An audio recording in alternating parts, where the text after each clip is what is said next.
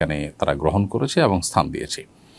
তো এখান থেকে পরিষ্কারভাবে বোঝা যায় যে বাংলাদেশ দীর্ঘদিন পর্যন্ত যেন তো জানু পররাষ্ট্রনীতি বাংলাদেশে চর্চা হয়ে আসছে, এই রকম আবদার করাটা সেটারই ফলশ্রুতি। তা না হলে পাল্টা আরেকটি প্রশ্ন করা যায় যে বাংলাদেশের সাবেক ফ্যাসিস্ট সরকারের যে প্রধানমন্ত্রী ছিলেন তিনি এখন ভারতে আছেন এবং তার নামে তা মামলা হয়েছে, বিচার চলছে। ভারতের কি উচিত না তাকে বাংলাদেশের হাতে তুলে দেওয়া? বাংলাদেশের হাতে তুলে দেওয়ার সে কাজটি ভারত করেছে, অথচ তারা জাকির নায়েকের মতো একজন দায়ী মাজলুম, যার প্রতি অন্যায় অবিচার ভারত সরকার করেছে দীর্ঘদিন পর্যন্ত, তারা সে অন্যায় করবার আবদার আবার বাংলাদেশের কাছে করে তাদের অ্যাঙ্গেল থেকে এটাকে বিশ্লেষণ করবেন। কিন্তু আমি একজন সাধারণ মানুষ হিসাবে মন্তব্য করতে চাই যে যেই কথা ভারত বলেছে সেই কথা ভারতের খুব ঘনিষ্ঠ মিত্র দেশ মালয়েশিয়াকে তারা কতটা বলতে পেরেছে, বা মালয়েশিয়া কি তাদের সে কথা আদৌ আমরা নিয়েছে কিনা বা তাদেরকে বলেছে কিনা আদৌ। মালয়েশিয়া তো ডক্টর জাকির নায়েককে অত্যন্ত শ্রদ্ধার সাথে সেখানে তারা গ্রহণ করেছে এবং স্থান দিয়েছে।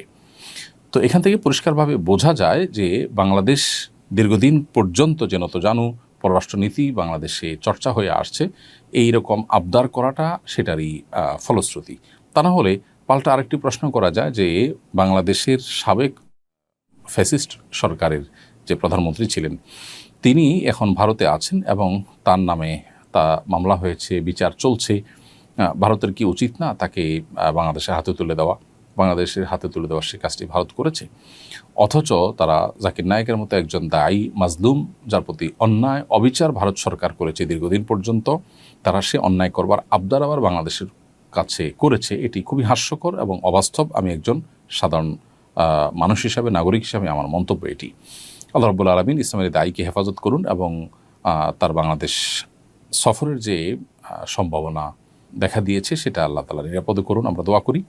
এবং এ বিষয়ে সংশ্লিষ্ট যারা আছেন প্রত্যেকে অবশ্যই তার সফরের নিরাপত্তার বিষয়টা নিয়ে ভাববেন এবং পরিকল্পনা করবেন এবং যথাযথ পদক্ষেপ গ্রহণ করবেন। কিন্তু কোনোভাবেই ভারত সরকারের এই দাবি অন্তত গ্রহণযোগ্য না। এটা খুবই হাস্যকর দাবি বলে আমি মনে করি। তারা যেটা নিজেরা করছেন না সেটা অন্যদের উপরে চাপাতে চাচ্ছেন এবং দীর্ঘদিন পর্যন্ত পররাষ্ট্র নীতিতে আমাদের যে নতজানু পররাষ্ট্রনীতি বিশেষ করে বিগত 15-16 বছর যাবত আমাদের দেশে চর্চা হয়েছে, সেটার কারণে তারা এরকম আমাদের কাছে আবদার করবার সাহস করেছে।